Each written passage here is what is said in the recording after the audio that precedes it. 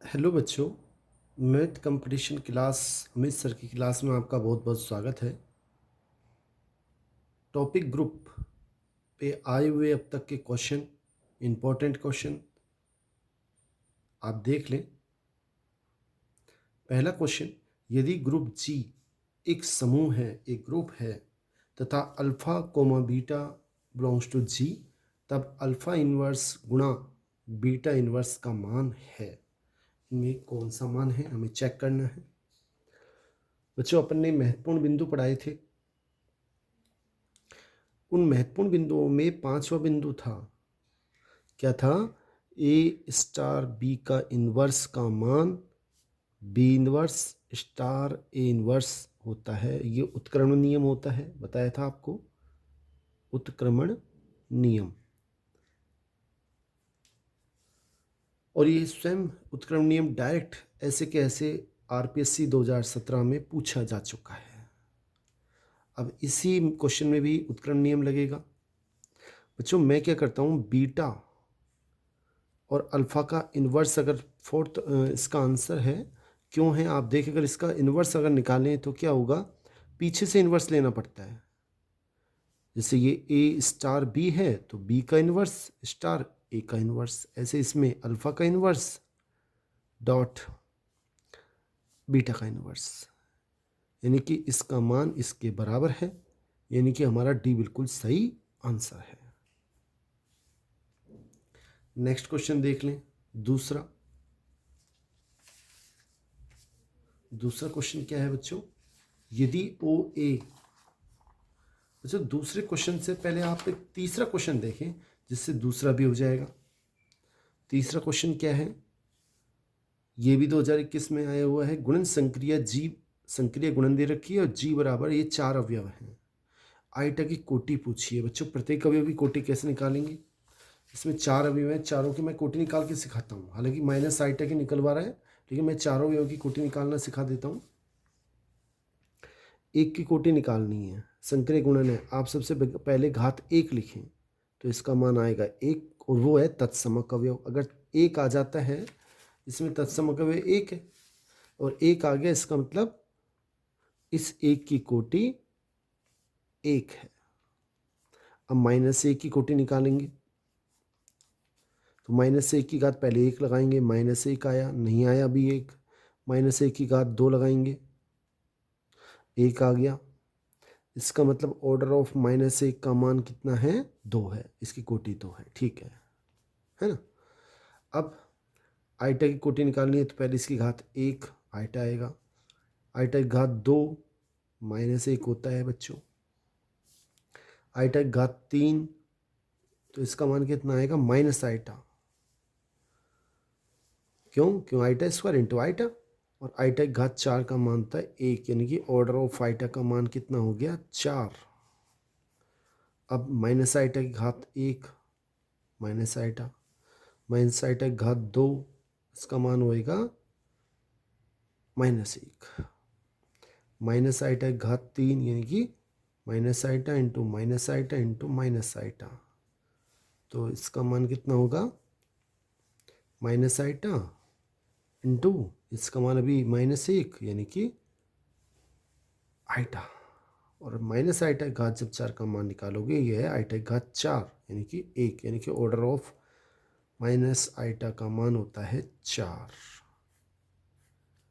ये हमारा आ गया। तो माइनस आइटा में की घात कोटि पूछी है तो इसकी आंसर क्या होगा? डी ए, चार। सॉरी, इसकी कोटि कितनी होगी? माइनस आइटा की कोटि चार होगी। अब आप क्वेश्चन को देखें एक बार। नेक्स्ट क्वेश्चन दूसरा, अगर हम दूसरा क्वेश्चन देखें तो हमसे कह रहा है कि ऑर्डर ऑफ ए का मान एम है, ऑर्डर ऑफ बी का मान एन है। देखो अभी हमने क्वेश्चन किया बच्चों कि एक माइनस एक आइटा और माइनस आइटा, इसमें मैंने इसको तो मान लिया ए एक और बी को मान लिया माइनस एक, यानी ए गुणा बी कितना हो गया? माइनस एक। और ऑर्डर ऑफ ए का मान एम है, ऑर्डर ऑफ ए यानी कि एक की कोटि, एम का मान कितना हो गया? अभी निकाला था हमने, एक की कोटि इतनी है m का मान 1 और n का मान 2, क्योंकि n -1 की कोटि है। ठीक है, अब हमसे कह रहा है कि ऑर्डर ऑफ ए बी का मान, यानी ऑर्डर ऑफ ए बी, और ए बी किसके बराबर, ऑर्डर ऑफ -1, ये कितना हो जाएगा, ऑर्डर ऑफ -1 कितना आया था, 2 की कोटि है ना, यानी कि ये ऑर्डर ऑफ ए बी का मान है 2। अब ये किसके बराबर है, अंडर रूट एम के, नहीं, अंडर रूट एम यानी कि अंडर रूट 1 है, वो तो 1 है। अंडर रूट एम एन के नहीं, कि अंडर रूट 2 आएगा, अंडर रूट एम एन का मान कितना आएगा, अंडर रूट 2, और अंडर रूट इसका मान अगर देखें तो अंडर रूट 2 आएगा, और एलसीएम 1,2 आएगा, यानी कि डी हमारा बिल्कुल सही आंसर है। और आपसे निवेदन है बच्चों, इसको आप याद रख लें, डायरेक्ट कई बार आ चुका है, ये आरपीएससी में आया हुआ है क्वेश्चन है कि यदि ओ ए की कोटि m, बी की कोटि n तथा ए और बी आबेली ग्रुप जी के अवयव हैं, तो आप डायरेक्ट याद रखें कि ए बी की कोटि एलसीएम ऑफ m, n। ठीक है, ये RPSC first grade second grade दोनों में आया हुआ है। अगला क्वेश्चन देखें, यदि जी एक ग्रुप है तथा ऑर्डर ऑफ जी बराबर 13, तब जी होगा। बच्चों आपको याद रखना है तो कि अगर ग्रुप की कोटि अभाज्य है, अभाज्य बच्चों 13 दे रखी है, और 13 क्या होता है, अभाज्य। अगर ग्रुप की कोटि अभाज्य है तो वह ग्रुप चक्रीय होता है। प्रत्येक अभाज्य कोटि वाला, याद क्या रखना है, प्रत्येक अभाज्य कोटि वाला ग्रुप चक्रीय ग्रुप होता है। ठीक है, और हमने पढ़ रखा है महत्वपूर्ण बिंदु पार्ट 3 में कि प्रत्येक चक्रीय ग्रुप आबेली होता है। तो ये कैसा होगा, ग्रुप जी चक्रीय भी होगा और प्रत्येक चक्रीय आबेली भी होता है, इसका मतलब आबेली भी होगा। इसका मतलब सी आंसर बिल्कुल ठीक है कि ये चक्रीय है और आबेली दोनों है।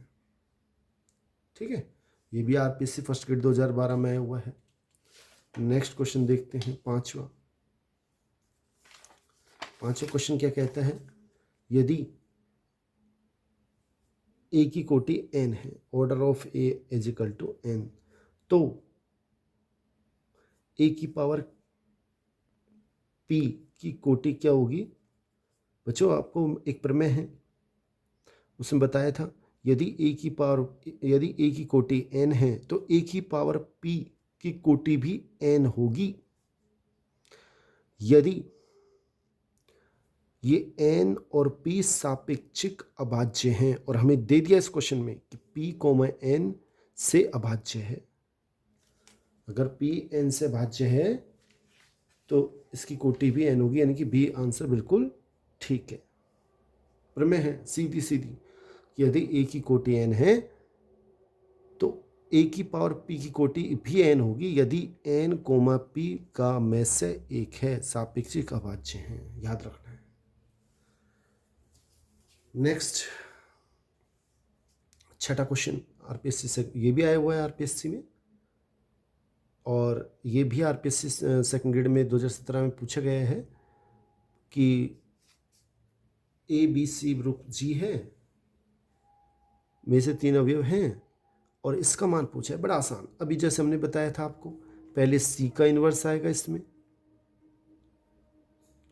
स्टार, फिर बी का इन्वर्स बच्चों बी होता है स्टार, ए का इन्वर्स। अब आप देख लें, यानी कि ए आंसर हमारा बिल्कुल ठीक है। बहुत बहुत धन्यवाद बच्चों। नेक्स्ट क्वेश्चन नेक्स्ट वीडियो में करेंगे। चैनल को सब्सक्राइब कर लें जिससे आपका तुरंत सारे क्वेश्चन पहुंच सके। थैंक्स।